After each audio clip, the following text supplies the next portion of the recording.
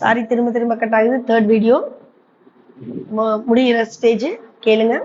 கர்த்தருடைய கூடாரத்துல தங்கணும்னா இத்தனை குவாலிபிகேஷன் உங்களுக்கு வேணும். தீங்கு நாள்ல நீங்க தப்பிக்கணும். உங்களுக்கு ஒரு கூடாரம் கடவுள் தரணும்னா நீங்க அவர் சித்தத்தின்படி நடக்கணும். நன்மையே செய்திருங்கள், எளியவர்கள் மேல் சிந்தை வையுங்கள், பந்தாவுக்கு எதுவும் செய்யாது, உண்மையான உள்ளத்தோடு செய், உங்களை ஆண்டவர் உங்களுடைய வாழ்க்கையை உயர்த்துவார். ஒரு நிமிடம் கண்களை முடிச்சவன் செய்வோமா?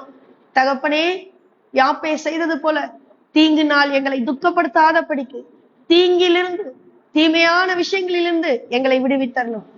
இந்த வார்த்தைகளை கேட்டுக்கொண்டிருக்கிற ஒவ்வொரு மேலும், இங்கு வந்திருக்கிற ஒவ்வொருவர் மேலும் உம்முடைய கூடார மறைவு எப்பொழுதும் இருக்கட்டும்.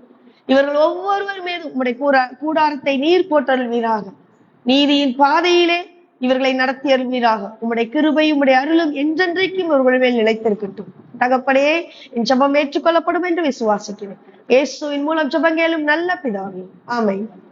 எனக்கு அருமையான go to YouTube Unshackled Ministry share பண்ணுங்க, சப்ஸ்கிரைப் பண்ணுங்க, லைக் பண்ணுங்க. கர்த்தருடைய வார்த்தையை ஷேர் பண்ண தயங்காதீங்க. Thank you. Praise God. Thank you.